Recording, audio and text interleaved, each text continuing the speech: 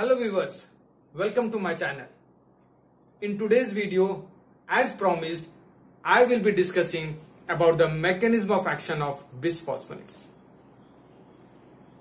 So the mechanism of action of this group of drug is because of two reasons. The first reason being the direct inhibition of bone resorption by osteoclast.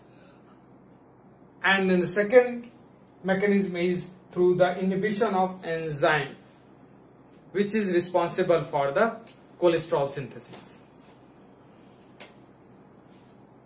So what happens in there when there is resorption, inhibition of bone resorption by this group of drug? So basically when you give bisphosphonate, this goes and gets concentrated in the bone matrix. So this is the bone matrix, this is the bone lining cells, these are the osteoblasts. So when you give bisphosphonate, this gets concentrated in the bone matrix, and then when the osteoclastic stimulation occurs or activation occurs, then there is a release of this bisphosphonates in the acidic environment of resorption lacunae. And these bisphosphonates are released, and this release of bisphosphonates causes the destruction of osteoclast, that is apoptosis of osteoclast.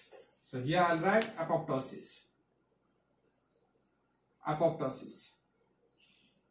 So upon release of bisphosphonate from the matrix to the acidic environment of resorption lacunae, there is apoptosis of osteoclast, and thus osteoclast mediated resorption is decreased.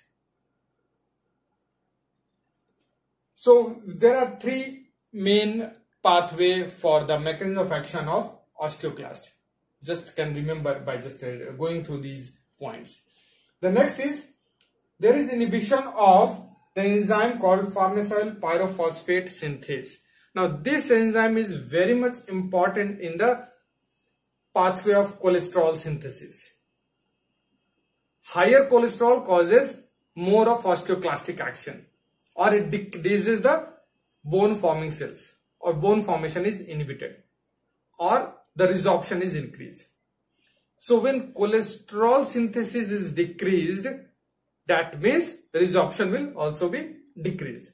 So there is inhibition of this enzyme which has a very important part or a role in the synthesis of cholesterol. So these are the two basic mechanisms involved in the mechanism of action of bisphosphonate. The first is direct action, which will be through this concentration of bisphosphonate in the bone matrix, and then the release, and then the apoptosis happen.